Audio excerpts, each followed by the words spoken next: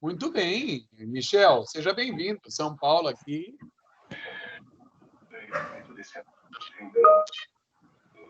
Que maravilha. Bom, gente, já demos 10 minutos, eu acho que é o suficiente.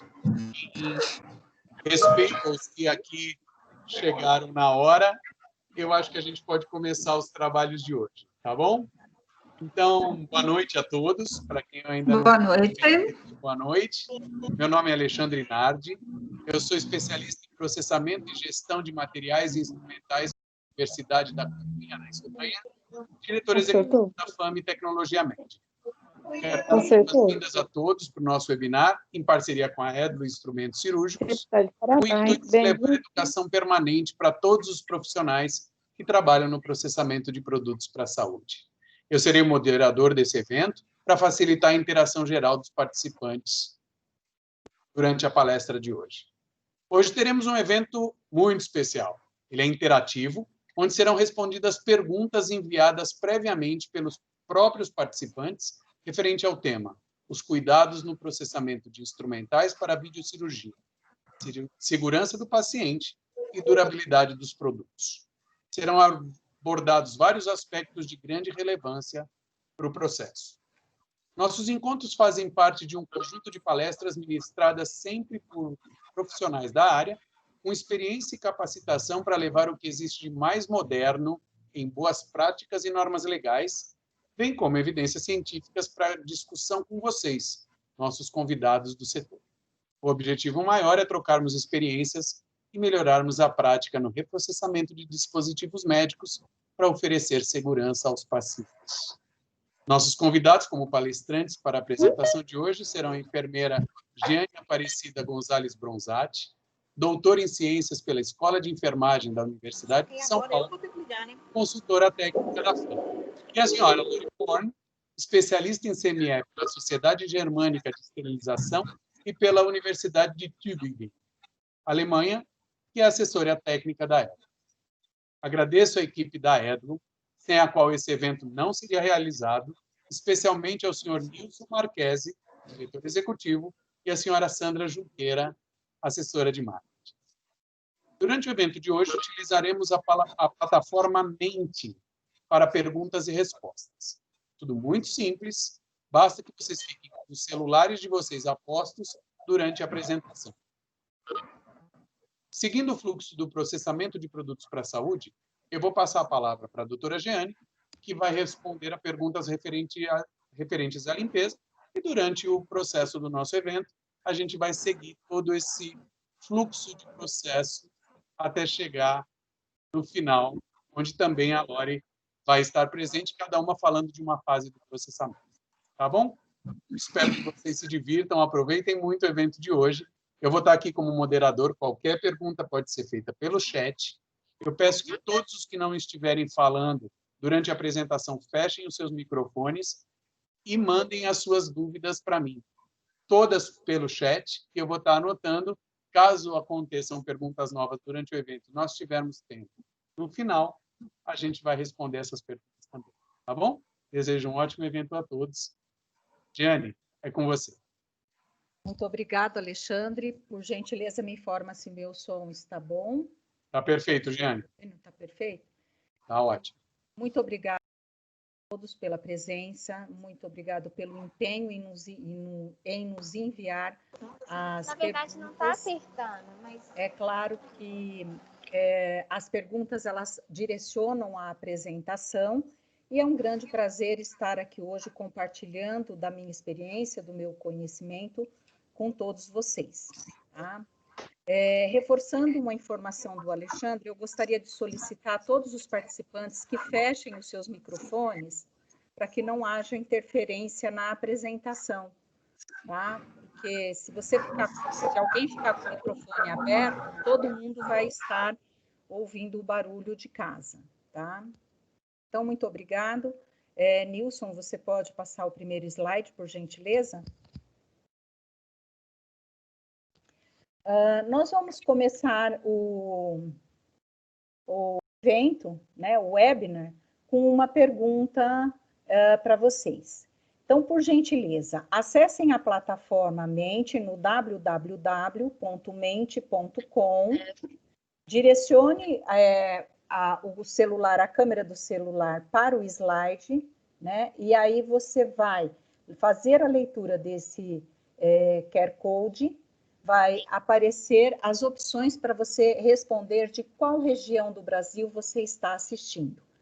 Embora vocês tenham já apresentado no chat, alguns escreveram de que região são, aqui é super importante para a gente mostrar para todos quantos participantes tem de cada região do Brasil. Vocês terão 2 minutos para estar acessando a plataforma e responder essa pergunta. É muito importante para a FAME e muito importante para a Edlo, para os dois organizadores, saber os representantes das regiões que estão acompanhando e participando deste webinar. Né? Então, por gentileza, assim que vocês terminarem, a resposta da pergunta será compartilhada com todos vocês, ok? Então, estamos contando, aí já foram 30 segundos e vocês terão mais 1 minuto e meio para responder essa pergunta, ok? Por gentileza, quem é da região norte, da região sul, sudeste, nordeste, centro-oeste, acessem aí, né? Representem os seus estados, as suas regiões no webinar da FAME. Ainda falta 1 minuto, né? Para que vocês tenham tempo, todos tenham tempo de acessar a plataforma e escolher a alternativa, né? Escolher a região de onde está participando.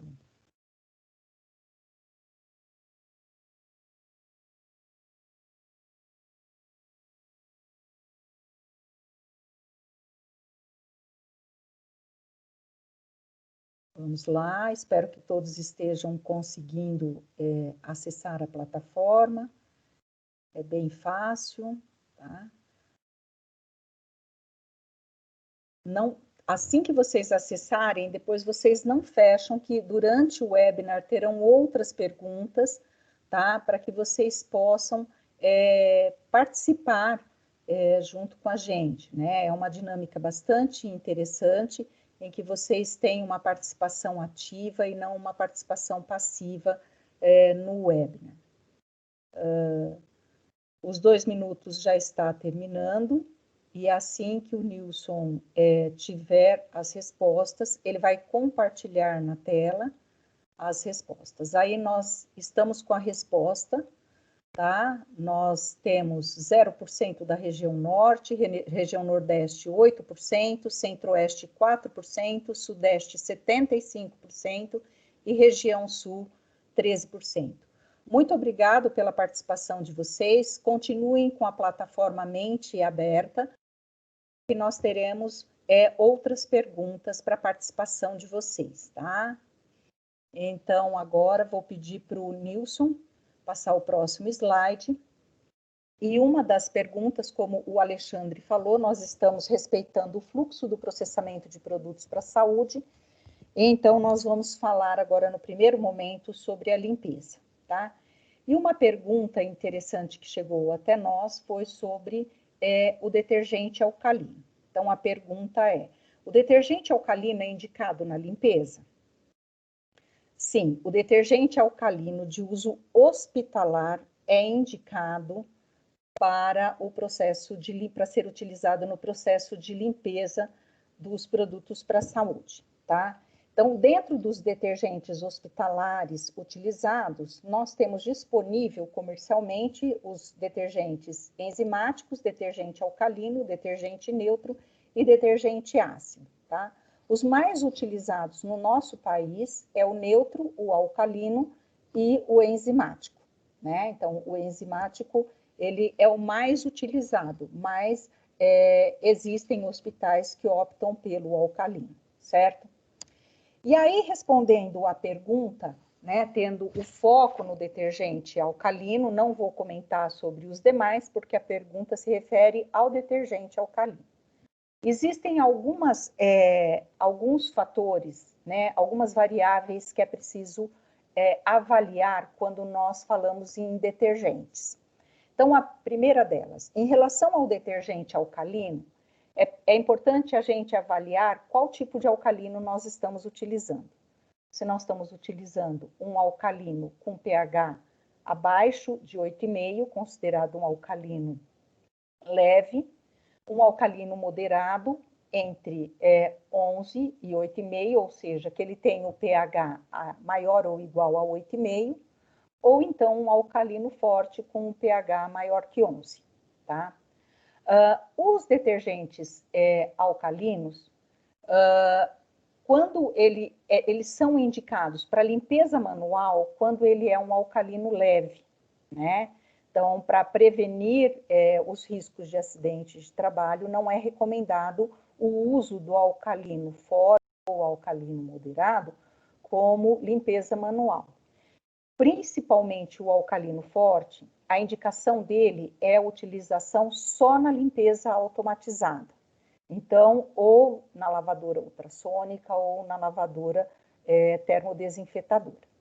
Uma outra exigência para uso ótimo, né, do detergente alcalino é temperatura. A ação ótima dele é numa temperatura de 60 graus ou até 65, acima de 60 graus.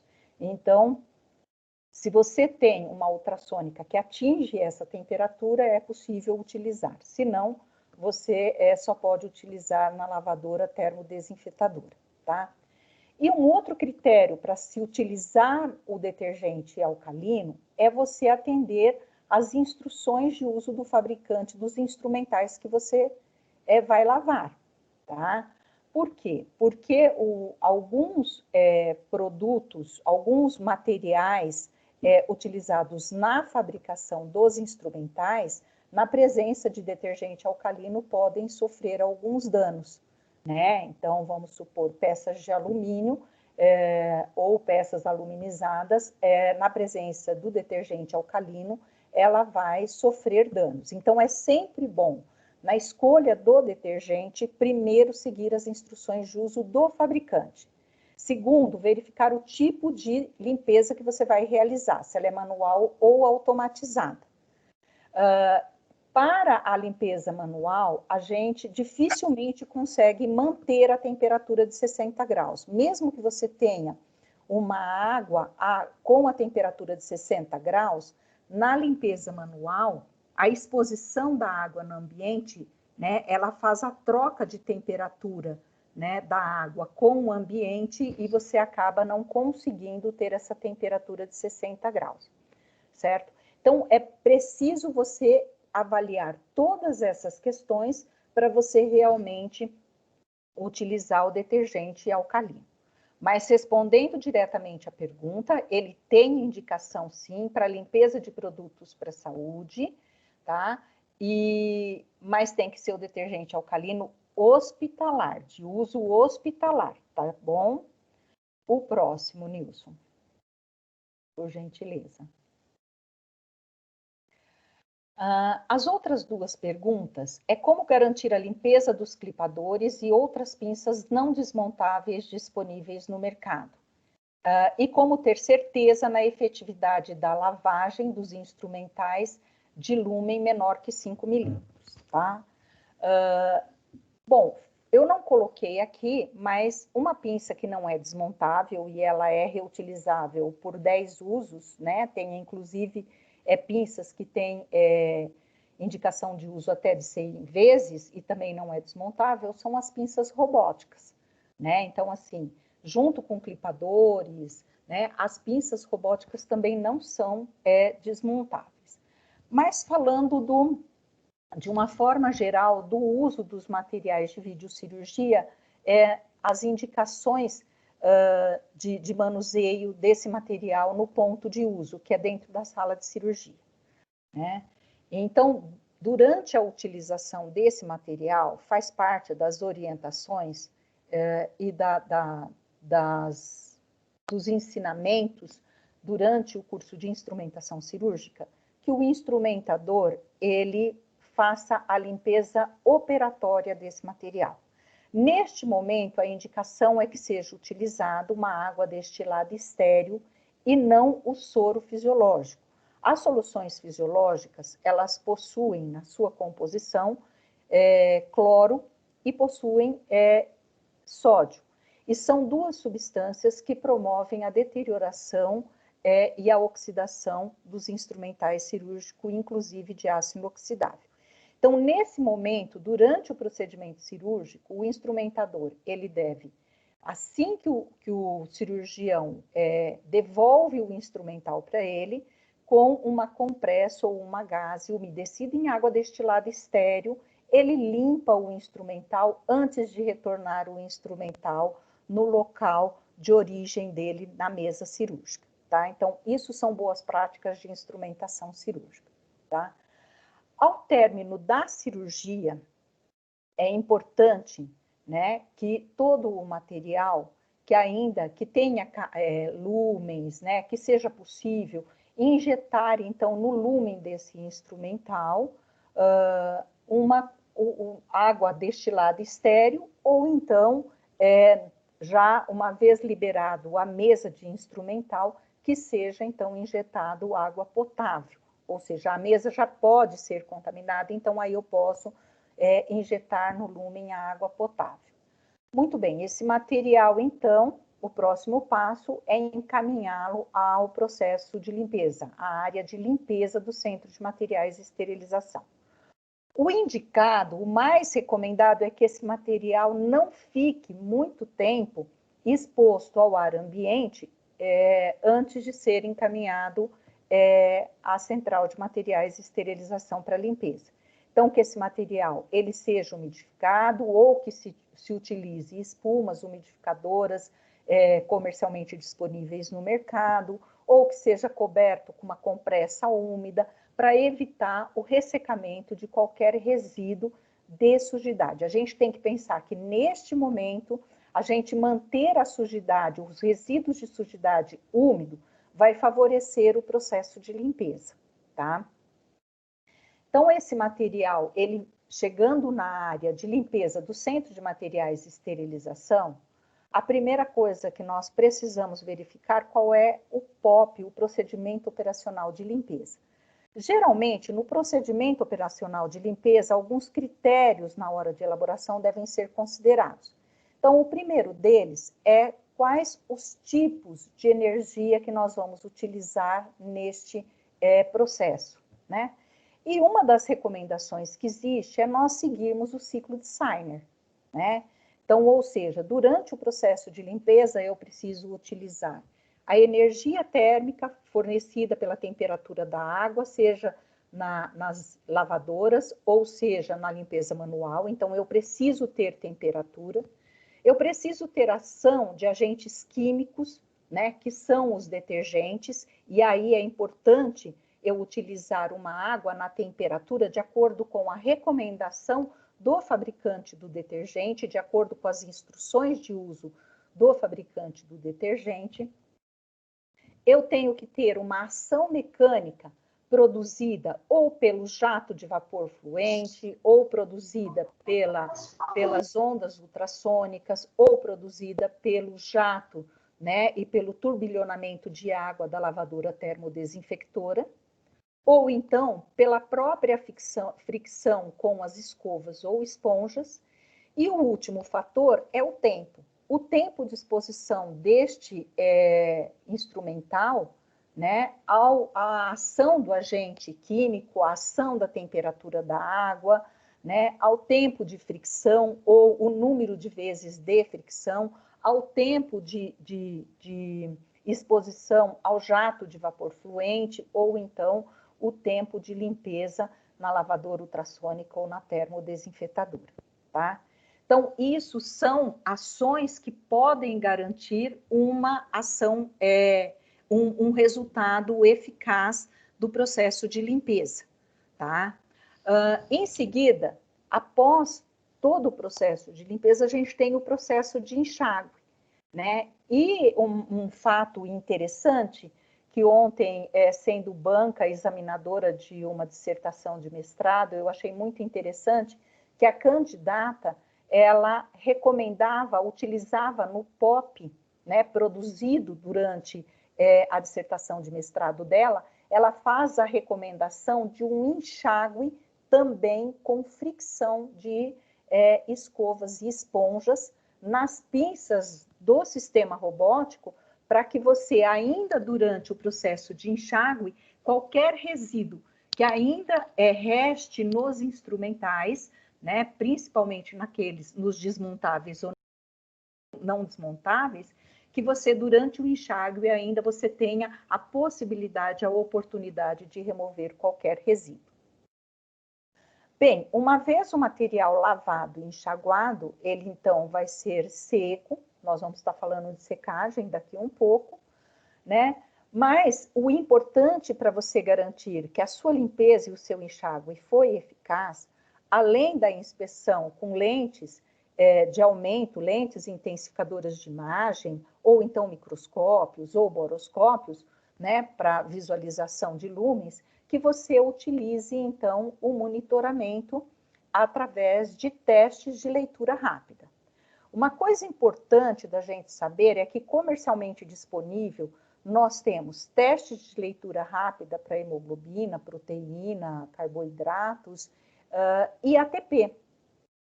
No entanto, para instrumentais que tenham uma alta quantidade de resíduo de gordura, nós não temos monitores, né, indicadores, testes de leitura rápida para resíduo de gordura.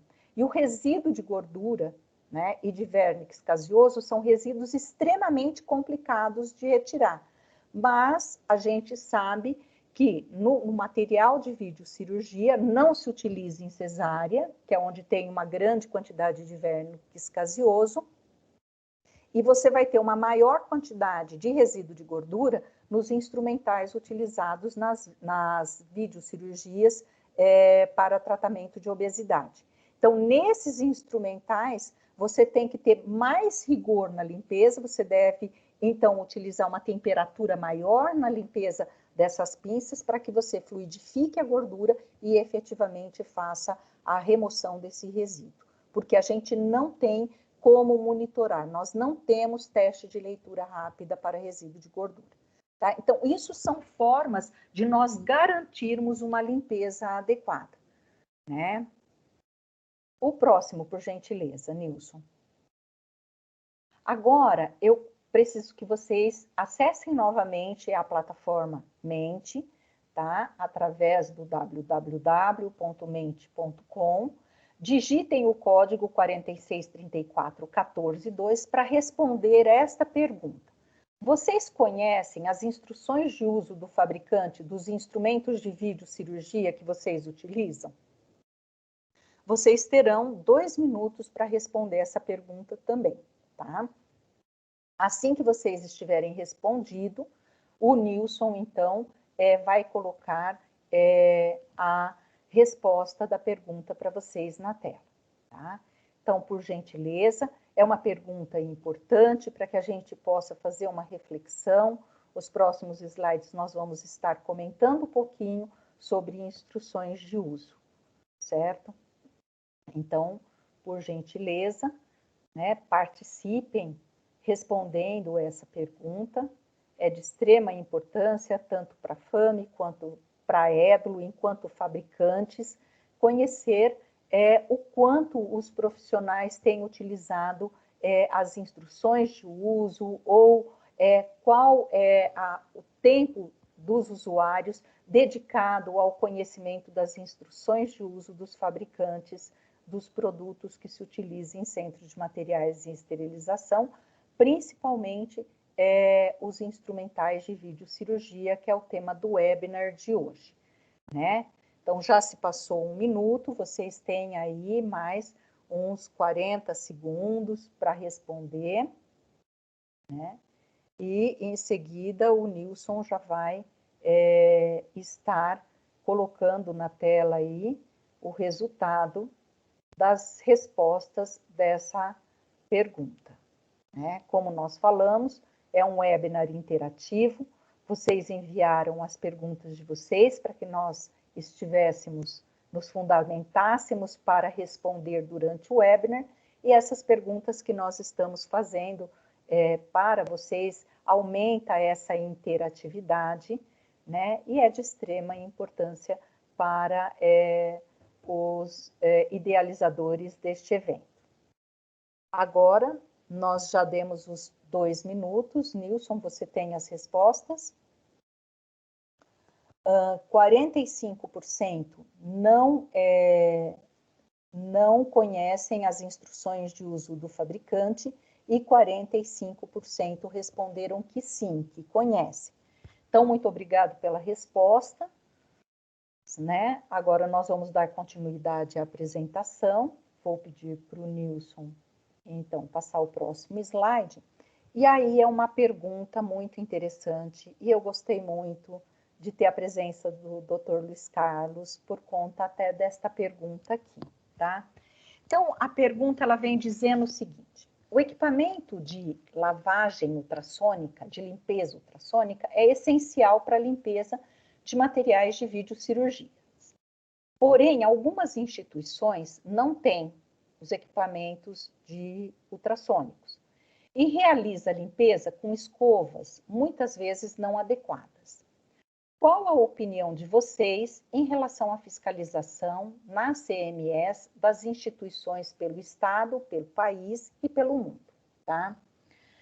Bom, eu gostaria de começar a falar um pouquinho sobre a RDC 15, né? Então, assim, a RDC 15 foi um avanço fantástico na área de centros de materiais e esterilização, e eu gostaria de dar todo esse crédito deste avanço ao Dr. Luiz Carlos, né, que foi, assim, quem alavancou a produção desse trabalho, defendeu, né, essa resolução perante a diretoria colegiada na Anvisa, né, e conseguiu a publicação. Então, a gente sabe que tudo isso é um caminho bastante árduo, é bastante difícil, e o Dr. Luiz merece os créditos relacionados ao sucesso, né, desta resolução. Então, assim, para nós, enfermeiros de centro de materiais e esterilização, foi um grande ganho. E a resolução, ela traz, né, ela determina as condições mínimas de estrutura que uma central de materiais precisa ter, da qualidade dos processos que ela precisa ter, para que se tenha algum resultado positivo em relação ao processamento de produtos para a saúde em centros de materiais e esterilização. Obviamente que, sendo uma consultora da FAME e sendo uma professora, né, e eu costumo viajar por todo o Brasil e conheço muitos centros de materiais e esterilização. E eu sei que nem todos conseguiram, por algum motivo, se adequar à resolução ARDC 15. Tá? Lamento por isso. É lamentável que não tenhamos conseguido, pelo menos, atingir, né, as determinações mínimas de uma resolução de diretoria colegiada, né? Uma legislação que, obrigatoriamente, todas as instituições de saúde precisam cumprir, tá? Bem, mas, além da resolução da RDC 15, nós temos normas, associações, organizações, né, que vêm escrevendo e vêm recomendando quais são as boas práticas no tratamento de produto para a saúde. Então, assim, além de nós termos uma legislação no país, que é a RDC 15, nós temos a Organização Mundial da Saúde, que tem um manual falando sobre processamento de produtos para a saúde, publicado em 2016. Nós temos os documentos publicados pelo CDC dos Estados Unidos, nós temos documentos publicados pela ORNE sobre boas práticas de processamento de produtos para a saúde, evidências científicas não faltam, né, porque todos esses órgãos são embasados em evidências científicas. Nós temos uma AME, a ST79, dedicada ao Centro de Materiais e Esterilização. Nós temos as práticas recomendadas da SOBEC, que eu participo como escritora desde o primeiro exemplar da prática e ela vem evoluindo cada vez mais, atendendo e seguindo as recomendações internacionais, e nós temos, tanto no mundo como no Brasil, né, as práticas relacionadas à segurança dos pacientes. Então, nós temos uma aliança mundial para a segurança do paciente, e que fala que cirurgias seguras salvam vidas, né? Então, assim, não nos falta, né, documentos, não nos falta informações para que nós façamos adequações, para que nós consigamos justificar perante a administração das instituições de saúde a importância e a necessidade de nós termos a estrutura mínima para atender os requisitos de boas práticas e processar os materiais dos quais as instituições fazem uso, né, para procedimentos cirúrgicos, para os procedimentos assistenciais. Então, eu vou estar abordando um pouquinho mais sobre esse assunto. Eu gostaria que o Nilson passasse o primeiro. Próximo, Nilson, por favor.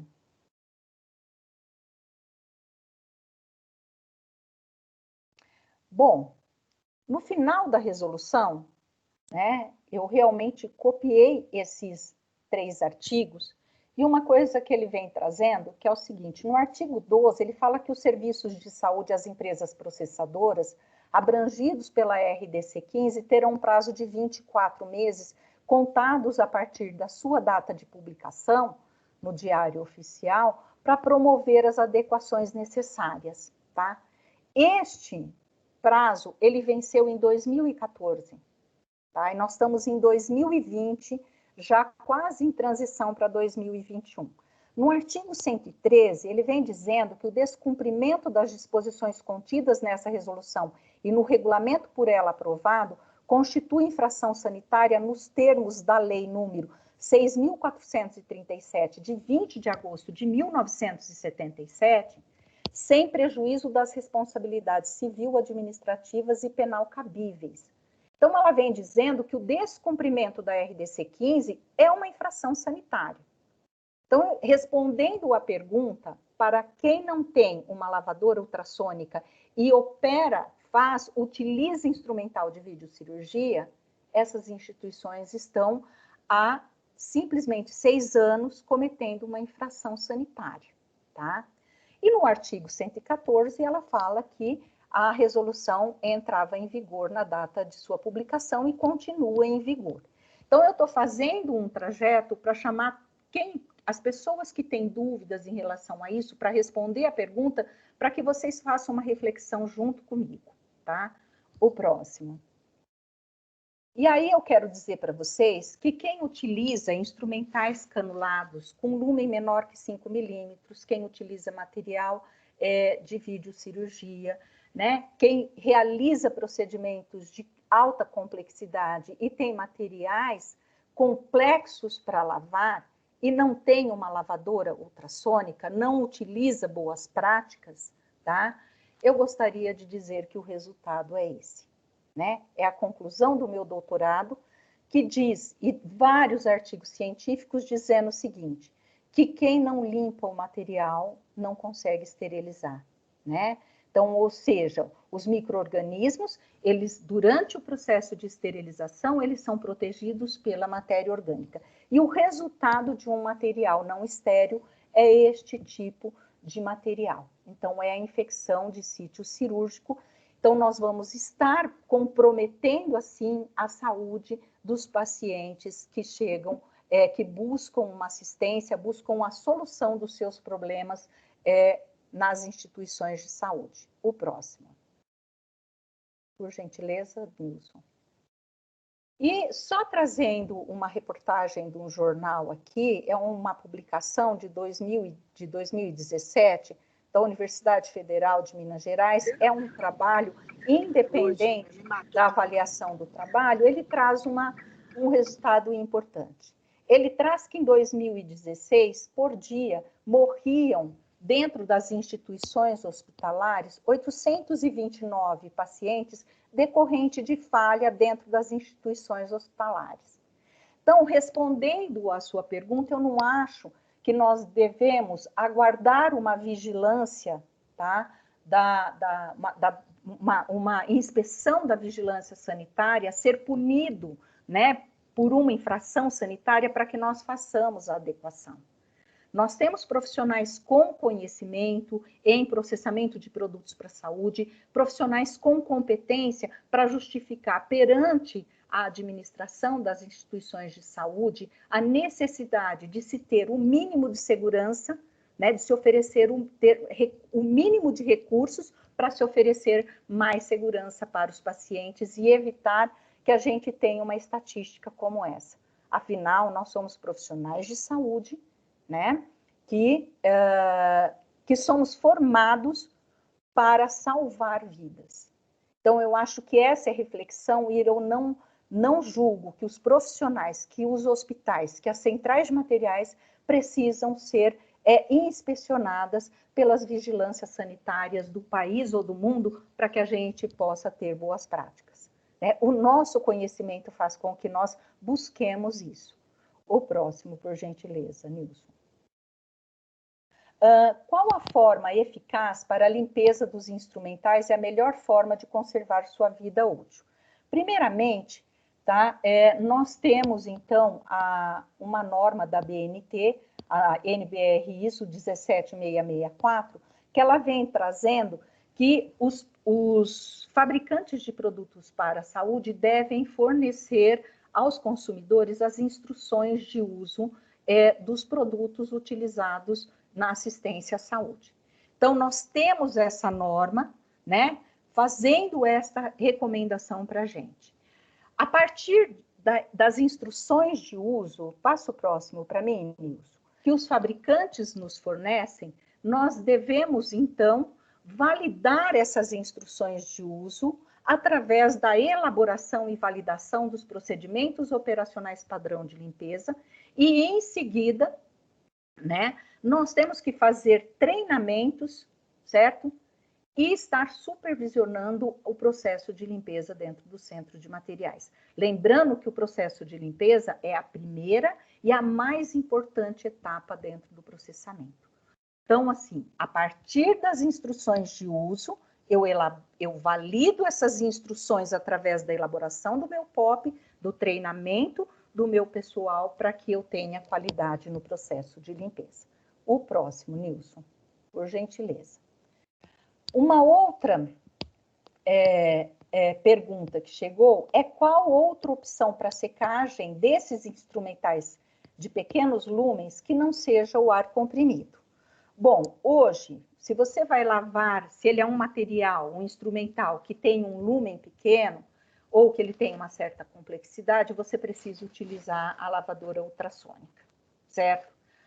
A lavadora ultrassônica, ela tem acesso através das ondas de radiofrequência, né, e através do mecanismo de cavitação, ela consegue limpar áreas inacessíveis à escovação.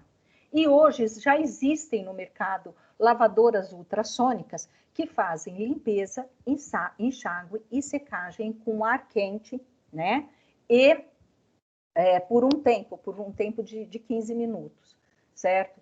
Então, assim, hoje já existe essa tecnologia no mercado. Se você não tem essa tecnologia, se você não quer utilizar o ar comprimido, então o que você pode utilizar é a secagem através de ar quente em cabines, em secadoras automatizadas, tá? Então, a única coisa é que possivelmente através dessas secadoras, se o fornecedor não tiver a adaptação correta para pequenos lumens, você vai ter que fazer uma adaptação para que você faça essa secagem. Aí a secagem é feita no gabinete fechado com um fluxo de ar quente, tá? O próximo, por gentileza, Nilson. Quais os cuidados específicos com a ótica no transporte, limpeza e inspeção, tá? Então, assim, é importante a gente saber que as óticas, elas possuem componentes, né, ao longo de toda a sua estrutura. E que esses componentes é um instrumento, é uma tecnologia delicada, de alto custo, e esses componentes, eles podem sofrer algum dano se você se essa ótica sofrer algum tipo de choque, algum tipo de queda, algum tipo de pancada, né? A ótica, ela tem esses componentes internos, favorece a transmissão da iluminação para iluminar, né, a cavidade, para iluminar a área, o órgão a ser operado, ao mesmo tempo que ela tem componentes que captam a imagem e transferem essa imagem para um monitor, através do qual o médico vai se direcionar para fazer o procedimento cirúrgico. Então, assim, é um instrumento que precisa ser muito bem cuidado durante o uso, durante o transporte, durante a limpeza, durante a inspeção e armazenamento. Então, não só as óticas rígidas, mas as flexíveis também. Então, sempre, tá? Você pode utilizar os protetores, tanto de ótica quanto de pontas. Existem óticas muito delicadas, que existem protetores tubulares da própria haste da ótica, do próprio corpo da ótica, e também no processamento. Então, assim, durante a limpeza, a ótica ela não pode ser lavada na lavadora ultrassônica, ela não pode ser lavada na lavadora termodesinfetadora e também nos instrumentos ópticos não pode utilizar o sistema de vapor fluente. Então, a recomendação para a limpeza da ótica é a limpeza manual, né, com esponjas macias, certo? O próximo, Nilson. Para a gente falar um pouquinho da inspeção, a ótica, ela pode ser... Você pode passar o próximo, por favor, Nilson? A ótica pode ser inspecionada visualmente, mas a gente vai ter uma inspeção mais segura utilizando um instrumento apropriado, né? Aquele negócio de nós colocarmos a ótica contra a luz é uma inspeção visual, né? E essa inspeção visual, ela tem uma variabilidade de profissional para profissional. Enquanto a inspeção através de um equipamento, ele vai me fornecer, né, qual a quantidade de fibras ópticas viáveis, né, a porcentagem de iluminação. E para nós que estamos usando uma máscara hoje, a gente sabe que quando o nosso óculos embaça, nós não conseguimos enxergar. E com a ótica, da mesma forma, se eu não tiver uma ótica, né, com uma porcentagem de iluminação adequada, o campo cirúrgico não será iluminado e o risco de um acidente intraoperatório é altíssimo. Não me atendo só à inspeção da ótica, eu gostaria também de falar sobre a inspeção das pinças revestidas com material isolante. Normalmente, né, as pinças acabam sendo danificadas no uso ou por falta de manutenção preventiva, e esse dano no revestimento isolante, ele pode ser imperceptível ao olho nu, a gente colocar esse material danificado num kit e durante o procedimento cirúrgico ter uma fuga de corrente e provocar um acidente grave no intraoperatório, como tem ocorrido. Então, é importante a gente inspecionar os instrumentos que possuem, né, material isolante e que conduzem corrente elétrica, a gente ter equipamentos apropriados, né? E que hoje esses dois equipamentos estão comercialmente disponíveis para que a gente possa checar esses instrumentais e estar oferecendo instrumentos seguros para a realização do procedimento cirúrgico. O próximo, Nilson, por gentileza. Uma outra pergunta, gostaria de saber uma forma de identificação e controle de manutenção dos kits laparoscópicos. Obviamente que existem os controles que requerem um sistema informatizado, como Data Matrix, como o RFID, né, como os códigos de barra, que dependem de um sistema para que se possa ler. A maior dificuldade em relação ao RFID, o que seria de um avanço fantástico para todos nós, é a incrustação do chip nos instrumentais. Então, os mais utilizados hoje é o Data Matrix, né, são os códigos de barra com programas de computador. Agora, para você diferenciar os kits, é possível que você faça uma identificação com cores, através das espirais coloridas, né, que são móveis, não colam nos instrumentais, as pérolas de silicone, que também possibilita a mobilização da identificação durante a limpeza, e as fitas coloridas, né, que embora elas deixem um resíduo de cola e necessitam ser trocadas periodicamente, e essa periodicidade é frequente, né, para evitar que as fitas se desprendam durante o procedimento cirúrgico, mas é uma forma ergonomicamente melhor para que se identifique os kits de cirurgia. É claro que com relação a controle de manutenção, os programas informatizados, eles nos dão uma melhor possibilidade deste controle, tá? O próximo, por gentileza. E durante o procedimento de videolaparoscopia, quais os cuidados que o instrumentador tem que ter com esse material? E eu mesma coloquei barro cirurgião, porque não é só o instrumentador que precisa ter cuidado. O cirurgião também precisa cuidar desse instrumental. Então, nós temos um alto índice de acidentes com as óticas durante as artroscopias de joelho, aonde a lâmina do shaver, o cirurgião ele fica prestando atenção no monitor durante a cirurgia e ele acaba encostando a lâmina do shaver na ponta da ótica, danificando a ótica, tá? Assim como os eletrocautérios durante as laparoscopias e outras videocirurgias, né? Então, ou então pontas de radiofrequência que acabam danificando não só o revestimento das pinças, mas também as óticas, tá? E o instrumentador, faz parte da boa prática do instrumentador cirúrgico finalizar uma cirurgia com a mesa igualzinho, da mesma forma como ele iniciou. A mesa organizada e os instrumentais limpos, né? Se seguir essa boa prática, as óticas, né? Isso vai evitar que as óticas sejam, instrumentos pesados sejam colocados sobre as óticas, que instrumento pérfuro cortante seja colocado sobre as óticas, né? Ou então sobre a fibra. A gente tem um alto índice de acidente com corte em fibras óticas flexíveis, né? Óticas que caem do campo cirúrgico porque deixam as óticas sobre o campo, sobre as pernas do paciente. No momento que o paciente vai acordar, a ótica cai no chão e danifica. Óticas perfuradas por agulhas, né, o cabo de fibra ótica. Enfim, são alguns cuidados que a gente precisa ter, além de não utilizar soro fisiológico na limpeza dos instrumentos durante o ato cirúrgico, né? O próximo, por gentileza, Nilson. E aí, só para a gente finalizar a minha apresentação e eu passar para a Lori fazer a apresentação dela, né, dar continuidade, vocês, por gentileza, respondam essa pergunta na plataforma Mente.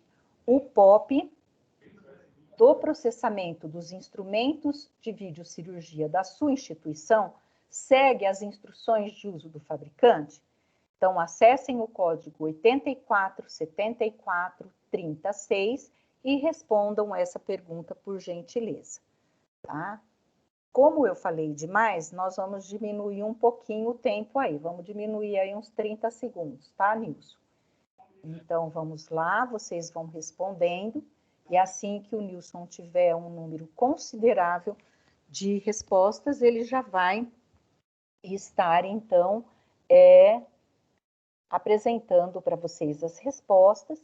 E, em seguida, eu vou passar a palavra para minha colega, para a Lori, e ela vai estar fazendo, então, a explanação dela, né, durante este webinar, que ela tem uma contribuição, uma experiência fantástica que ela está nos trazendo aí. Então, não deixem, né, de responder e acompanhar toda a apresentação da Lori, até porque vocês ainda podem ter alguma pergunta ainda a ser feita.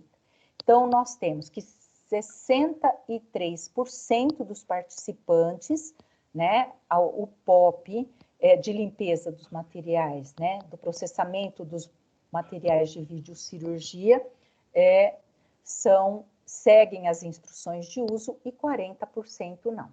Então, isso é uma resposta em importância para uma reflexão nossa. Lore, muito prazer estar aqui, compartilhar esse webinar com você. Agora eu passo a palavra para você, tá? Ok, Jane, obrigada. Nossa, eu estou aqui pensando o que eu vou falar depois de você. Nossa, você foi perfeita, muito bom. Eu vou complementar algumas coisas e eu vou abordar mais a parte da esterilização. Como introdução, eu sempre gosto de lembrar que nós vivemos em uma era moderna, porque se olharmos para os tempos primórdios, onde não existia instrumentais cirúrgicos e tudo era feito de uma forma com ferramentas, enfim, hoje nós vivemos realmente numa era moderna. Trabalhamos com instrumentais muito preciosos, que são verdadeiras joias. Então, a gente não pode esquecer que nós trabalhamos com materiais de alto custo, não importa se é uma pinça mosquito, uma tesoura de íris, uma pinça laparoscópica, então tudo tem um custo realmente, e isso é uma joia. Esses materiais são delicados, eles são robustos e apropriados para cada tipo de tecido ou situação. Então, para cada tecido foi desenvolvido uma pinça, um material específico, desenvolvidos com alta tecnologia, eles são duráveis, laváveis, como a Jane comentou muito bem sobre a limpeza, e esterilizáveis. Os instrumentais para videocirurgia, eles fazem parte desse cenário e são considerados os mais jovens, porque a videocirurgia começou na década de 80, 90, e realmente é o tempo mais curto de instrumentais.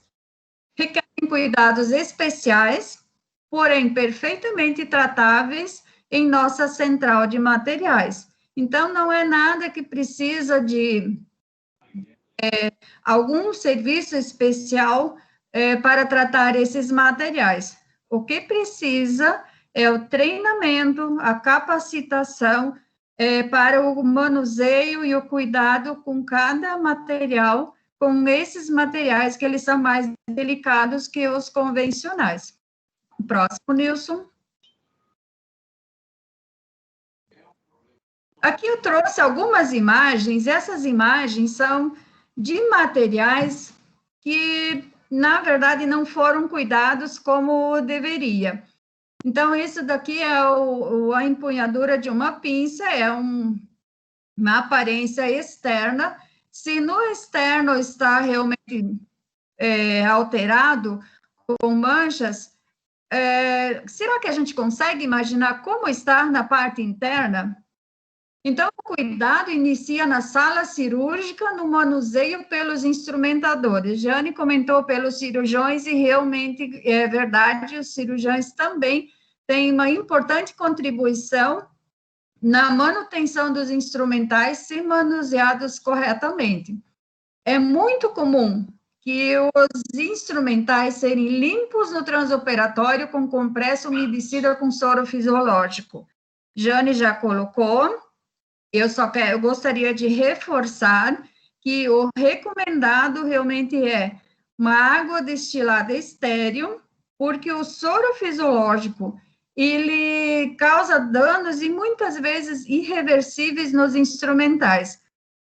Então, se pergunta, mas o instrumental não é de aço inoxidável? Ele é aço inoxidável, sim, mas o cloro, ele corrói realmente o aço inoxidável.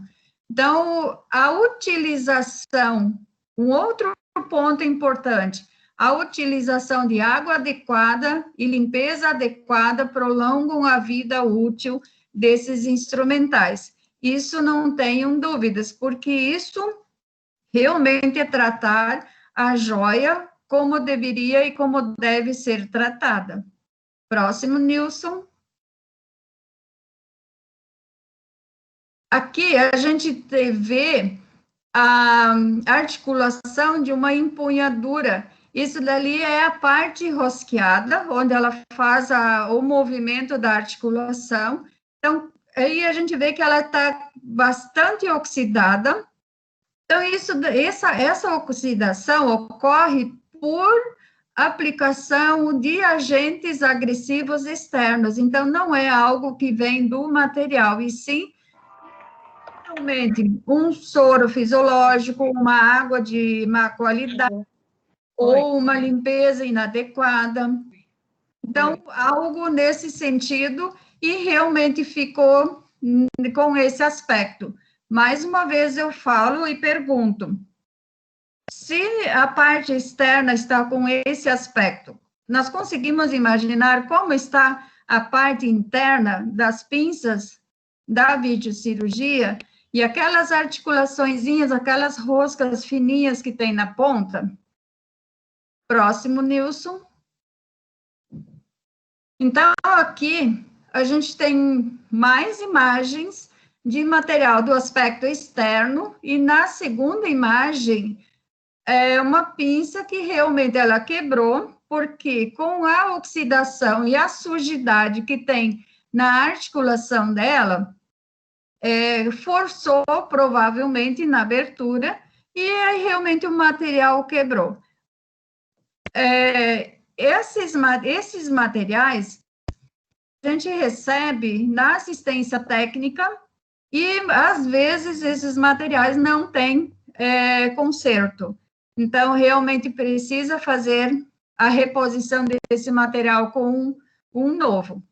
Próximo, Nilson.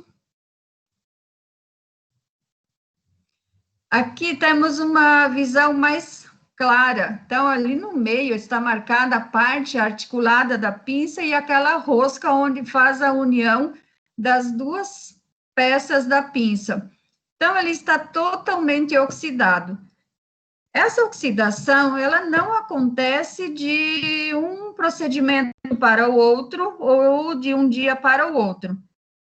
Possivelmente, esse material, ele vem sendo utilizado e, eventualmente, não desmontado para uma limpeza correta, mas ele vem sendo usado dessa forma em algum paciente. Então, isso é uma questão de saúde pública. Nós precisamos cuidar desses materiais, nós precisamos abrir, olhar aquilo que não está por fora, como está por dentro. Então, essa parte interna dessas pinças que são as que fazem propriamente dita a cirurgia. Próximo, Nilson. Aqui tem mais uma imagem. Então, realmente são imagens decorrentes da falha de cuidados e que realmente nós recebemos, e muitas vezes esses materiais não se consegue recuperar. Por que eu trago essas imagens? A Giane falou da limpeza, falou muito bem dos cuidados. Aqui realmente fica claro que em algum ponto teve uma falha no processo. Então, ou não foi limpo na ultrassônica, ou a água inadequada, ou o tempo em que terminou a cirurgia, até o início da limpeza muito prolongado. Então, com o passar dos dias, vai acumulando essa sujidade, e esse material vai criando esse aspecto, vai oxidando essas articulações, precisa forçá-las para abrir e fechar durante a cirurgia, e aí corre o risco de realmente fazer uma quebra pela aplicação da força excessiva, porque ela está dura, ela está ressecada, ela está emperrada. Próximo, Nilson. Aqui dá para ver melhor o estado realmente que está a parte interna da pinça. Então, isso entra em contato com fluidos, com sangue, no transoperatório, e isso acaba escorrendo realmente para a cavidade. Então, eu trago isso porque para mostrar realmente como está o material quando a gente consegue abrir ele sem quebrar, porque às vezes ele está tão emperrado que é até difícil de abrir para fazer a manutenção. Próximo.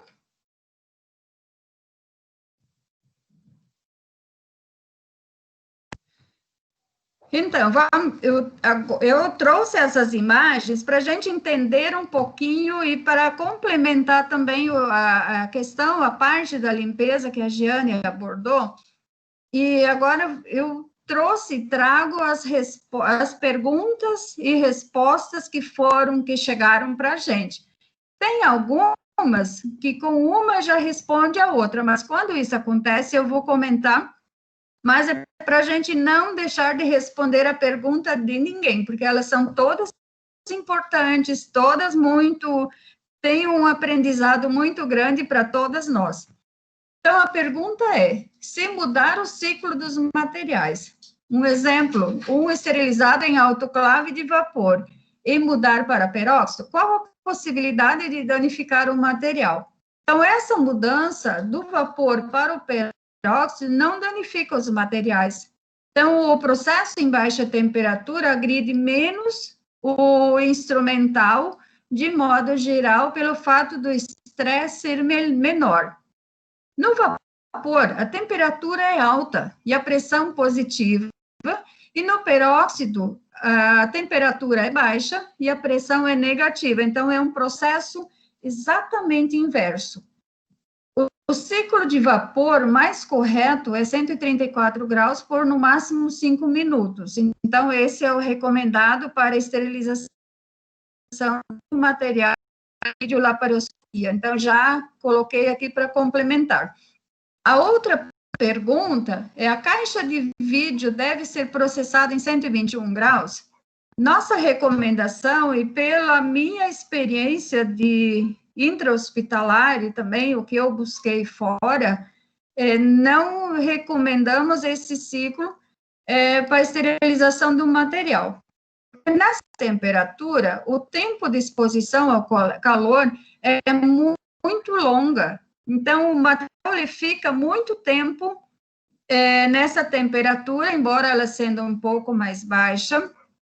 Com isso, resseca os materiais e danifica mais que o ciclo em 134 graus. E é mais seguro por vários fatores, os 134 graus.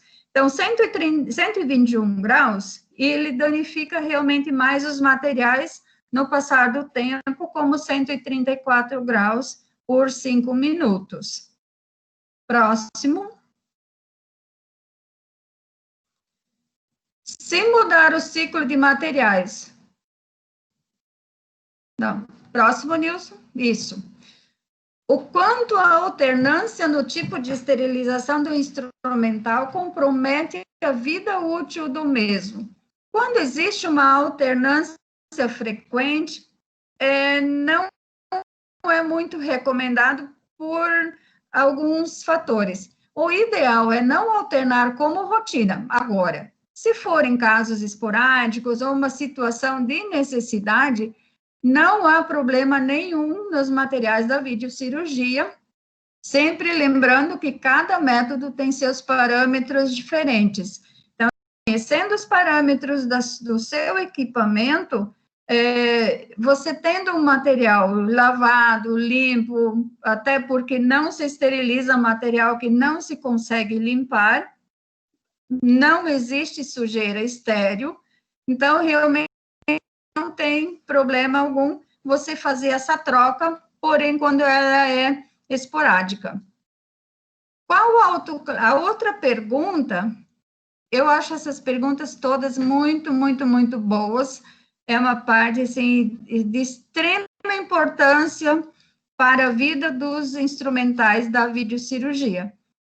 Qual a autoclave mais indicada para esterilizar material de videolaparoscopia? Então, todos os materiais, eles são compatíveis com o vapor.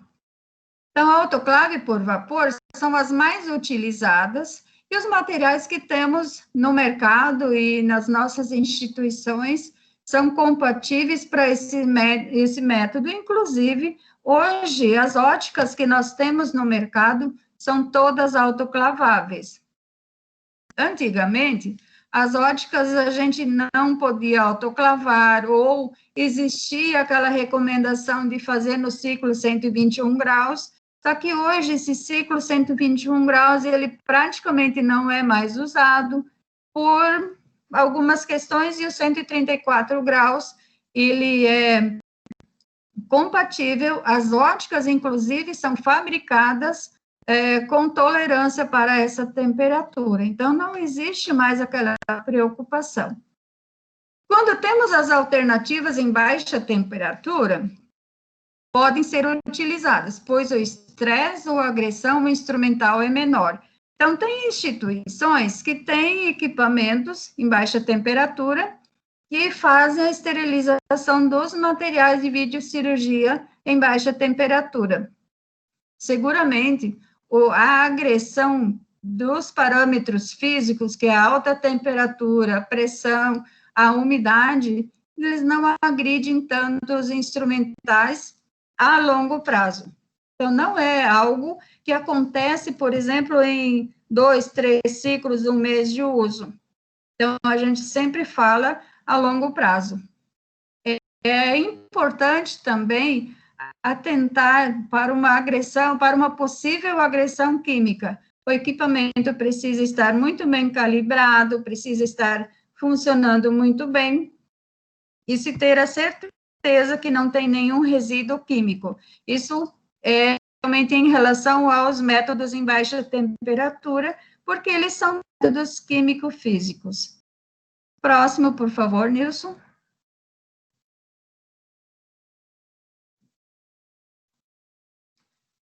Material de vídeo pode ser esterilizado ou montado?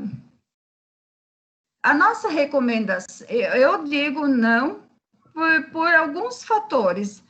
A recomendação como fabricantes e como vida útil, a durabilidade do material, vida útil longa do material, a recomendação é esterilizar desmontado. E também tem a questão do acesso do agente esterilizante nos lúmenes e nas entranhas. O material da videocirurgia é considerado materiais de conformidade complexa, portanto, eles precisam realmente ter uma atenção mais criteriosa.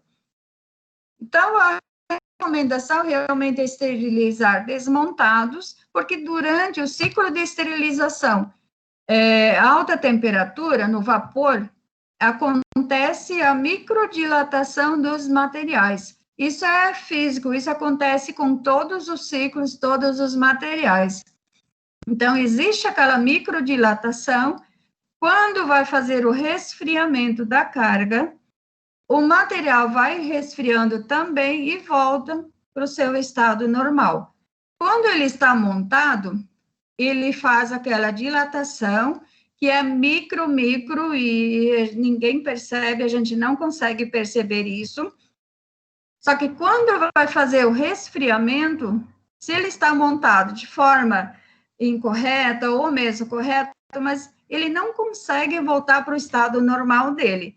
Materiais que têm roscas, por exemplo, se realmente montar o material e dar aquela apertada mais forte para montar bem o material, aí a rosca fica espanada, já vai espanando aos poucos, pelo fato de você apertar e fechar mais firme esse material. As roscas, elas são limitadoras.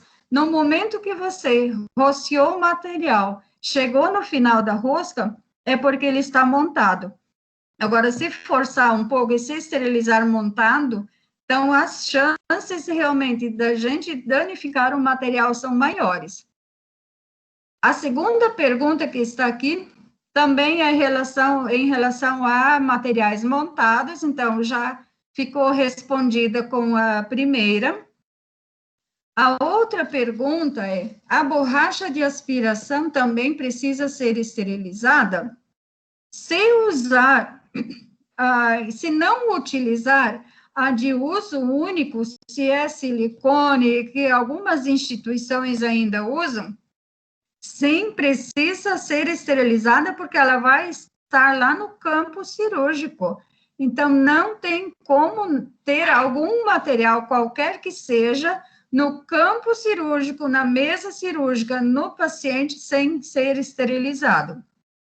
O ideal, lógico, não interfere com nada com o instrumental, mas o ideal é que elas sejam de uso único. Só de pensar na dificuldade da limpeza de um tubo de aspiração, uma borracha ou um silicone, que normalmente tem 2 metros, 3 metros, como e com que vou limpar isso?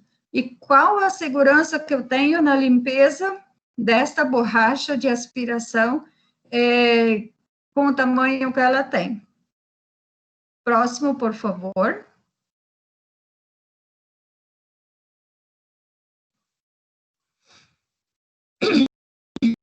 Então, em relação a óticas, a Giane comentou muito bem em relação a óticas, eu só vou fazer um complemento. Então, a pergunta é a seguinte: o tempo de vida das óticas varia entre autoclave de peróxido e autoclave flash? Aqui vou abrir um parênteses. Flash, eu entendo que é um ciclo de vapor que tem algum parâmetro diferente, e não o ciclo flash, porque o ciclo flash, ele não está liberado o uso, ele está proibido, porque ele só pode ser usado para aquele instrumental, eventualmente necessário para continuar a cirurgia e não tem alternativa, e mesmo assim ele precisa ser muito bem monitorado e precisa estar validado. Então, a baixa temperatura sempre vai ser mais amena para os instrumentais e para as óticas também. Então, sempre que puder esterilizar ótica em baixa temperatura, seja lá peróxido, seja óxido de etileno, acho que o vapor de formaldeído também. Então, ela realmente pode ser esterilizada em baixa temperatura e aí realmente a agressão dela é menor, embora ela é fabricada para suportar 134 graus. As óticas são materiais delicados, não podem sofrer impactos e devem ser devidamente posicionadas em caixas apropriadas para a esterilização, e isso, gente, é um fator muito, muito importante para a esterilização das óticas, tão importante quanto a limpeza, a inspeção e realmente o método de esterilização. Parte da vida útil de uma ótica tendo os cuidados adequados e o posicionamento correto dentro de uma autoclave, seja qual for o método para esterilizar, e de preferência naquelas caixas específicas para esterilização de óticas. E nesta caixa ela vai estar firme, ela vai estar encaixada e ela realmente não sofre aqueles balanços durante o transporte, enfim, que realmente não é recomendado. A outra pergunta, quanto é a vida útil de uma ótica? E a outra pergunta, já vou responder as duas com uma só. Quanto tempo de uso tem uma ótica? Não tem um tempo, ou não existe um tempo estimado pré-definido para a vida de uma ótica. Não tem nada estabelecido, porque a ótica, ela vai durar bastante tempo, também em uma cirurgia, no primeiro uso, já pode ser detonada. Ela não tem uma vida útil determinada, ela pode durar dias, como ela pode durar muitos anos. Então, depende muito do cuidado que se tem com ela, não precisa andar com a ótica como se fosse um bebê recém-nascido, sendo que a ótica ela precisa sempre estar acondicionada e tratada de forma segura, sem sofrer impactos. A última pergunta desse slide é assim: se eu iniciar o processamento de uma ótica na autoclave, eu posso passar posteriormente para a Sterrad? Pode, porque lembrando que a autoclave, a esterilização é alta temperatura e é pressão positiva. Na Sterrad é baixa temperatura e pressão negativa. Então, a baixa temperatura sempre ela é mais amena para os materiais. Próximo, por favor.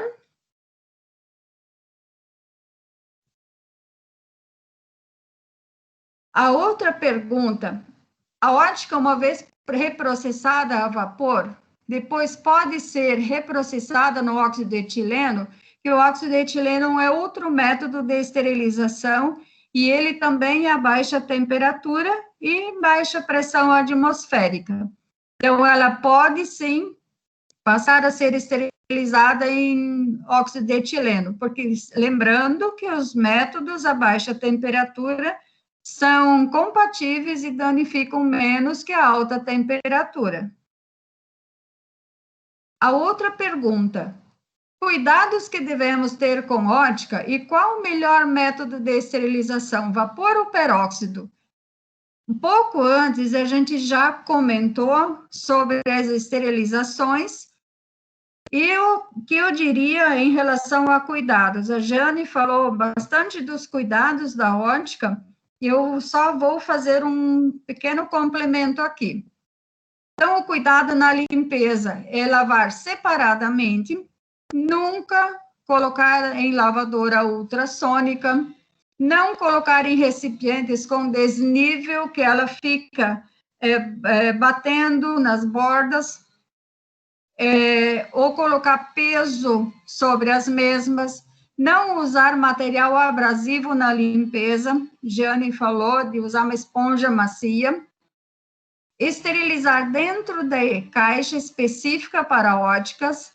Isso são alguns cuidados, gente, que ajudam muito na vida útil dela.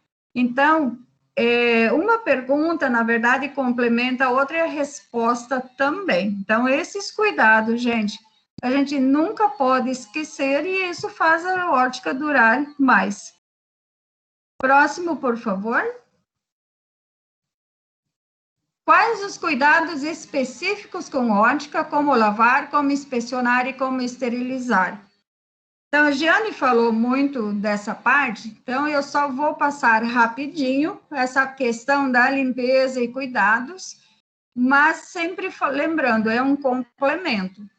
A limpeza com pano macio, nós já comentamos, isso sempre é muito bem recomendado. Nunca usar produtos químicos agressivos, como hipoclorito similar.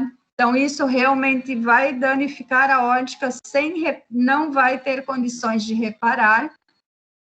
Colocar materiais pesados sobre a ótica. O ciclo de esterilização por vapor deve ser o mesmo ciclo para esterilizar os instrumentais em 134 graus, não mais que 5 minutos.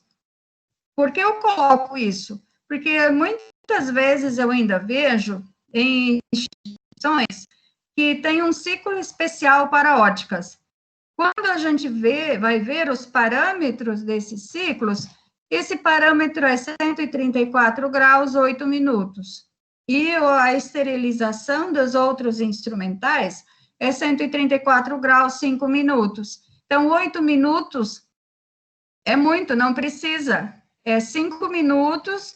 E hoje, essa temperatura e esse tempo, ele é validável, utilizável, e a gente sabe que a gente consegue atingir a esterilidade do material com menos que 5 minutos. Então, esse ciclo 134 graus, 8 minutos, 10 minutos, para óticas, não é o recomendado. O recomendado é 134 graus, 5 minutos no máximo. Não existe o ciclo especial para ótica. Um outro fator, uma outra questão que muitas vezes preocupa muitos operadores e gerentes de central de materiais, o tempo de secagem, quando ele é maior, ele danifica a ótica? Tempo de secagem não danifica, porque nós temos que lembrar que na secagem a temperatura é mais baixa do que na esterilização e realmente a secagem não danifica nenhum material e nem a ótica. A ótica precisa ser inspecionada após cada uso.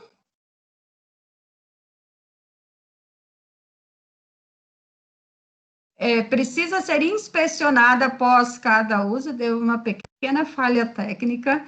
A inspeção deve ser realizada olhando contra a luz para quem não tem o equipamento disponível, que a gente já tem no mercado, que a Jeane apresentou, para fazer a inspeção do controle da luminosidade da ótica. Então, ela deve ser inspecionada realmente após cada uso. Nunca liberar uma ótica para uma cirurgia pós-queda, sem a devida inspeção ou manutenção, ou a revisão. Porque numa queda, lógico, a gente cuida para ela não cair, mas eventualmente cair, nós precisamos mandá-la para uma assistência técnica, para depois realmente liberar para um paciente ou para uma cirurgia. Porque se ela caiu e teve um dano, a gente não abriu a embalagem para não contaminar e liberou para uma cirurgia e na hora a ótica não funciona. A ótica é um item que sem ela não se faz uma cirurgia. Se faz uma cirurgia, eventualmente sem uma Mixter, sem uma Kelly ou uma Maryland, porque isso pode ser substituído. Agora, uma ótica não tem como substituir. Então, esta ótica é a peça fundamental, é o carro-chefe de uma videolaparoscopia. Próximo.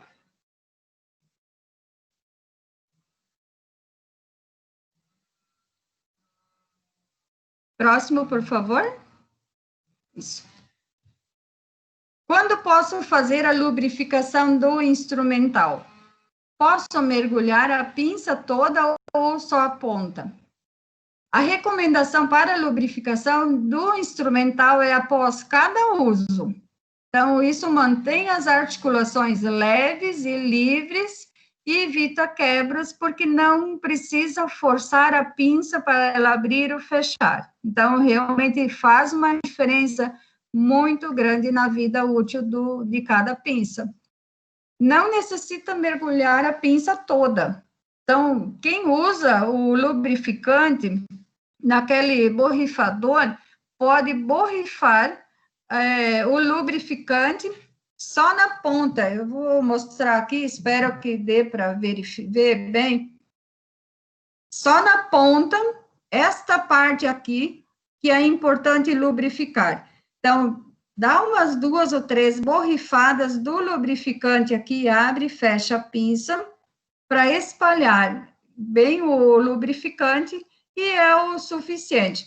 Eventualmente, se perceber que a empunhadura tem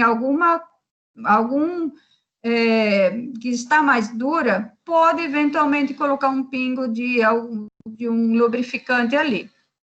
Então, não precisa mergulhar a pinça toda, porque demora mais, o uso e o gasto do lubrificante é bem maior, então, e realmente não faz necessidade nenhuma, por exemplo, a parte isolante externa ou a empunhadura ou externo estar lubrificada não faz sentido. O que faz sentido realmente é a parte articulada da pinça.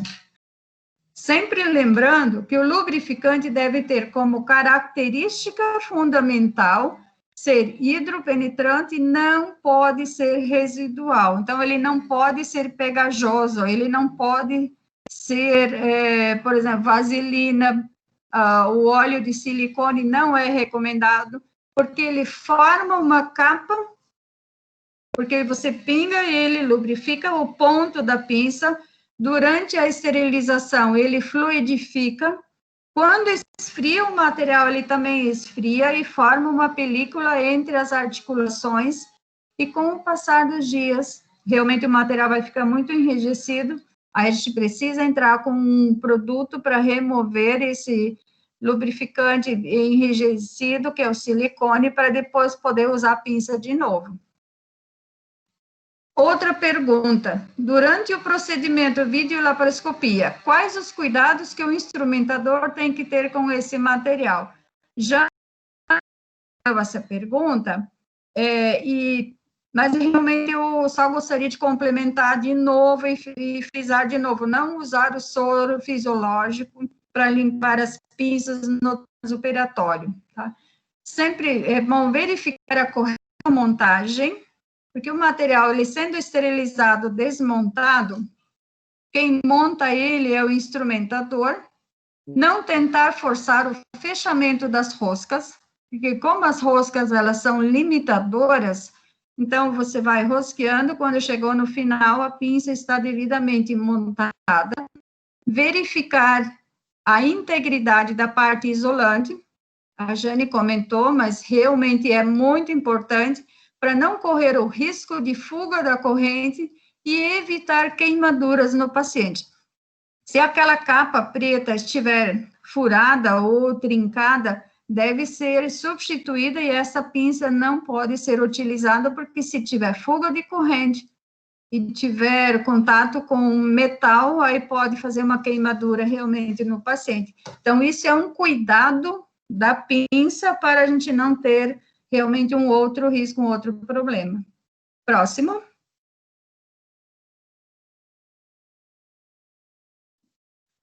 Qual a pergunta aqui? São duas perguntas muito similares. Qual a durabilidade de um instrumental de vídeo, tempo médio? Entra na mesma questão de uma ótica, que ela não tem uma vida útil ou um prazo de validade determinado, porque a vida útil do material depende realmente do cuidado, da boa conservação, da lubrificação, de uma limpeza adequada, acomodação adequada dentro da caixa, kit, bandeja ou container para esterilização e realmente o cuidado.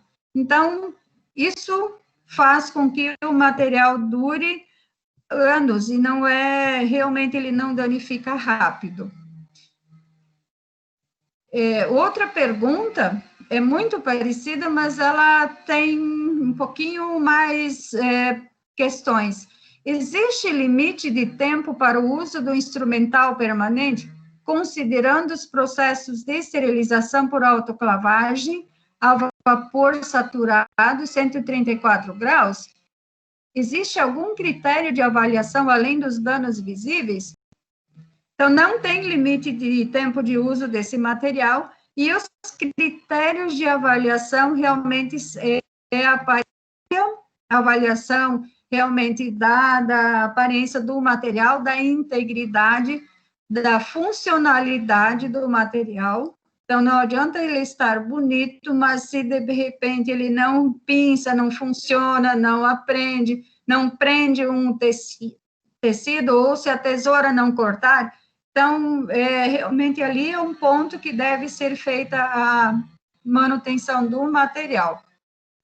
Então, critério de avaliação do material, a inspeção rigorosa com lupa no momento do preparo. Tá? Então, esse realmente é um critério. Próximo, por favor.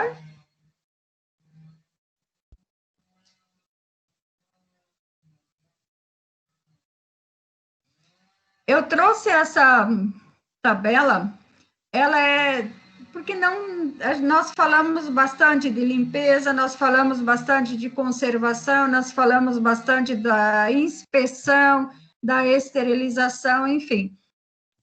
A limpeza deve ser feita, a gente usando uma água tratada para a limpeza do material, principalmente a limpeza automatizada, e nós usando água tratada normalmente por osmose, que ela chega na tabela com esses parâmetros, isto também é prolongar a vida útil dos instrumentais. Isso faz e ajuda que as articulações estejam livres e leves, e isso realmente é um fator bem importante hoje na nossa central de materiais, ter uma água tratada, uma água com qualidade, e que nos garanta realmente um vapor limpo, que é um vapor realmente que não deixa resíduos, não deixa manchas, faz pontos de oxidações e corrosão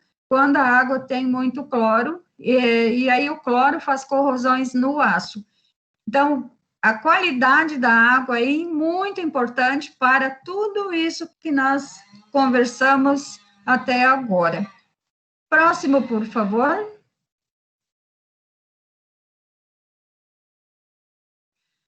Então, nós falamos, Jeane falou brilhantemente sobre a limpeza, dos cuidados, das responsabilidades, como os hospitais com os nossos pacientes. Nós falamos muito bem de limpeza dos materiais, dos cuidados, a lubrificação, até aqui está tudo impecavelmente perfeito, tudo limpo, o material como realmente precisa estar para ir para uma cirurgia de forma funcional e segura. Se esterilizar dentro de uma autoclave, que a câmara está suja, aqui nós temos a imagem de uma câmara de autoclave que realmente está extremamente suja, com resíduos de cloro e outros metais pesados, onde a água tinha uma condutividade acima de 500 microsiemens.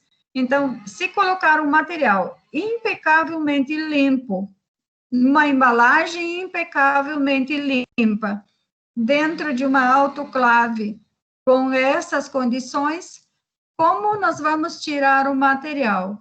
Qual vai ser o resultado? Nós vamos aproveitar todo o nosso trabalho de limpeza que nós tivemos, todo o nosso trabalho de inspeção, todo o nosso cuidado para realmente o kit estar impecavelmente em condições perfeitas para uma cirurgia tranquila e harmoniosa?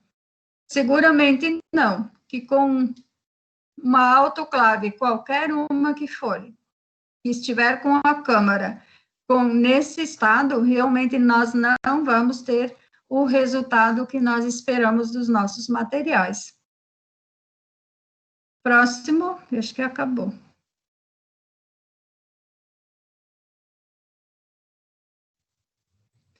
Eu agora passo a palavra para o Alexandre Nardi, o diretor executivo da...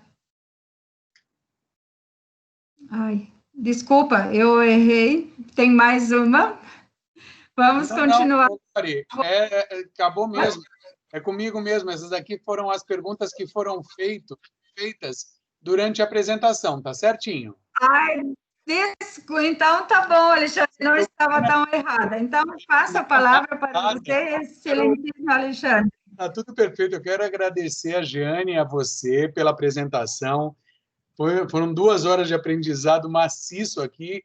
Eu, que sou especialista em processamento, aprendi hoje inúmeras coisas que eu nunca tive contato, por realmente não ter trabalhado dentro de CME e nem ter tido contato direto com instrumentos. Então, eu agradeço a vocês duas pela excelente, brilhante apresentação. Eu entendo que todos estamos passando por momentos importantes da nossa geração, talvez os mais importantes da nossa geração, para reavaliarmos as nossas práticas para o combate às infecções relacionadas à assistência à saúde. Seus efeitos na segurança do paciente são importantíssimos e graves. Estamos todos engajados, sem dizer que um pouquinho apavorados, e rumo ao tão falado ultimamente novo normal. Então, seguindo isso que vocês hoje nos ensinaram, que seja um novo normal mais controlado e seguro. Bom, eu quero fazer algumas interações, a gente já estourou o nosso tempo, então eu vou primeiro passar alguns agradecimentos, alguns dos nossos participantes, a Lara Barreto, durante a apresentação da Jeane, dizendo, aprendendo muito, a Michela Lise Lagranha, adoro a Lore, A Sara Lelo, parabéns, Jeane, Lori, muito boa apresentação, show. Fábio, parabéns pela apresentação, ou seja, todo mundo bastante entusiasmado aqui com o que foi falado. Essas perguntas que estão aqui, eu acho que a gente não vai ter condições de responder a todas, mas eu vou propor que a gente responda essas perguntas e envie, junto com os certificados para todos os participantes, para que eles tenham as respostas dessas perguntas. Mas eu gostaria de deixar 2 pontos que foram muito comentados no chat durante a apresentação. Eu queria perguntar para a Jeane como podemos engajar os instrumentadores e cirurgiões para compreenderem e colaborarem mais com as boas práticas na manutenção da integridade e longevidade dos instrumentos cirúrgicos. Jeane. Primeiramente, obrigado pela pergunta. Primeiramente, a minha sugestão é que eles saibam qual é o custo desse material, quanto custa, tá? Quando as pessoas sabem quanto se paga por um instrumental, por uma ótica, isso é uma informação que é importante ser passada de uma forma bem didática e profissional, no momento do treinamento, tá? Porque as pessoas acreditam que na área da saúde é tudo muito fácil e tudo de graça, que a saúde não tem um custo, mas ela tem um preço. E esse preço tem que ser passado no momento do treinamento. Olha, vamos iniciar sabendo quanto que custa, tá? Agora eu vou te explicar a quantidade que nós temos para atender quantos procedimentos cirúrgicos e agora eu vou te ensinar, vou fazer um treinamento de como ter cuidado, né? Então, eu acho que isso são informações fundamentais. Geralmente, o treinamento ele vai direto em cima do funcionamento, cuidados com o instrumental. E quanto custou isso para a instituição? Quanto que o hospital vai perder quando um material for quebrado e tiver que ser encaminhado para manutenção? Quantos pacientes deixarão de ser operados? Né? Então, eu acho que isso são informações que faz parte, como eu falei, de uma forma séria, profissional e didática, ser passado durante um treinamento. Perfeito, Jeane, muito obrigado. Queria passar agora para a Lori. Lori, também foi muito comentado aqui, e eu gostaria de saber o que você tem a dizer sobre a esterilização de itens descartáveis, ditos como descartáveis.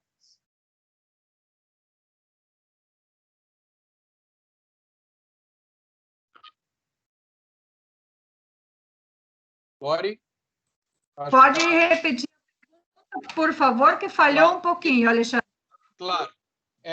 Foi realmente muito comentado durante a apresentação, porque você citou, né, que existem itens descartáveis, e eu gostaria de saber o que você tem a dizer sobre esterilização, ou seja, reprocessamento de itens tidos como descartáveis. A gente não recomenda a esterilização de material de uso único, nunca. Porque o uso único é uso único e realmente o material e essa apresentação toda foi em cima de itens permanentes. Perfeito, Lori. Porque muitas vezes eu acho que o pessoal de CME, e a gente viu aqui pelas respostas dos nossos participantes, que nem todo mundo segue a instrução de uso dos fabricantes. Então, eu acho que acaba incorrendo esse tipo de erro exatamente por não seguir. Então, eu queria que você manifestasse qual a importância, no seu ponto de vista, de seguir a instrução de uso do fabricante na hora de desenvolver um procedimento operacional, um POP. Eu sempre oriento muito, converso muito nos treinamentos, e que é de extrema importância seguir a orientação do fabricante, do ponto de vista limpeza, como o que limpar, como esterilizar, em qual método que ele é compatível. Porque é muito comum, por exemplo, assim, você recebeu um material novo, tem que lavar no dia da tarde, aí todo mundo sai correndo, lava, embala, esteriliza, e quando abre, derreteu. E aí, depois vai ver a instrução, a orientação do fabricante em relação só pode ser esterilizado, por exemplo, em peróxido, óxido de etileno, que são tecnologias em baixa temperatura. A Edlo, inclusive, ela manda junto com os instrumentais, dentro de cada envelope, o instrumental é embalado individualmente, no envelope tem as orientações básicas em relação à limpeza e esterilização do material. Porém, eu vejo que poucas pessoas se atentam e percebem que aquilo é a orientação de limpeza e esterilização. Mas o primeiro ponto a ser visto quando eu recebo um material novo na minha central de materiais é ver como eu posso e o que eu devo fazer com esse material, como limpar, como embalar, como esterilizar, em qual tecnologia ou método de esterilização ele é compatível. Normalmente, nós não discutimos ou não se discute com o fornecedor o melhor, o que se recomenda para esse produto, o que o fabricante recomenda, mas se discute os danos que aconteceram. Mas manchou, mas danificou, enfim. Então, realmente, isso é muito importante dar, primeiro, atentar para as orientações do fabricante em relação ao processamento. Então, existe, está ali, vai junto com o material e deve ser utilizado. Então, não é o ABC todo, mas as orientações básicas, fundamentais e importantes que devem ser seguidas. Ok? Lori, perfeito, muito obrigado. Perfeitamente respondido, te agradeço. Existem essas 4 perguntas que estão na tela. Elas foram feitas pela Andréia, Lorena, Ornilda e Lara. Essas perguntas serão respondidas, a gente vai enviar para a Lori e para a Jeane, e vão ser enviadas para vocês nos seus e-mails nos próximos dias, junto com o certificado de participação aqui do webinar. Tá bom? Nada vai deixar de ser respondido. A gente só não quer avançar muito no horário, porque a gente sempre sabe que tem muita gente aqui que precisa ainda trabalhar com um jantar, cuidar de filhos e tudo mais, então a gente vai respeitar isso de vocês.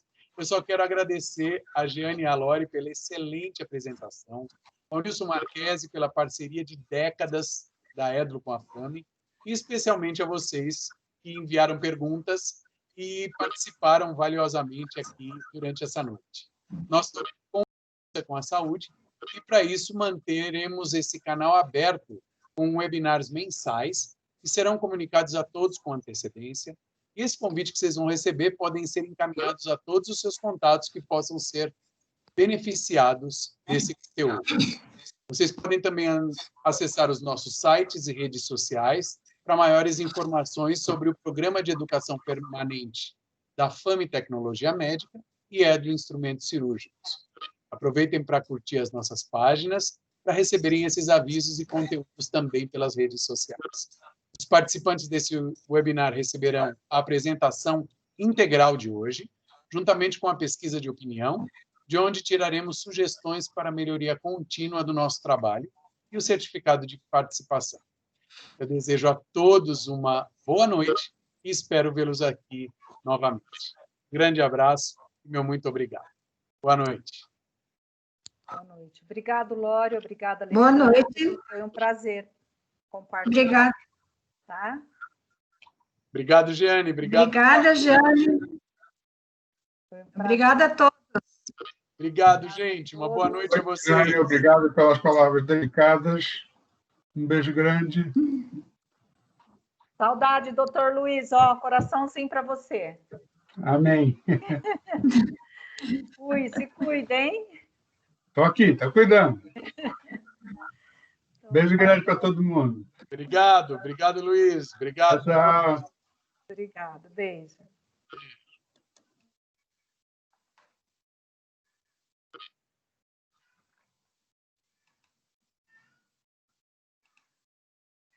Meninas, obrigado, Giane Bronzatti, obrigado, Lori. Foi um prazer imenso estar aqui com vocês duas essa noite.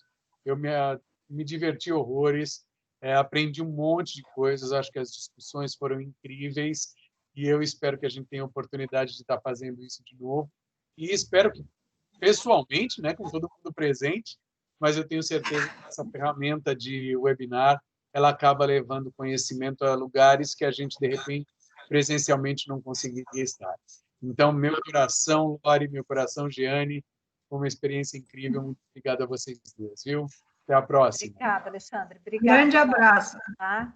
Tchau, Fiquem com tchau. Deus e se cuidem. Tchau, tchau. Vocês também. Tchau, tchau. Valeu, tchau, tchau.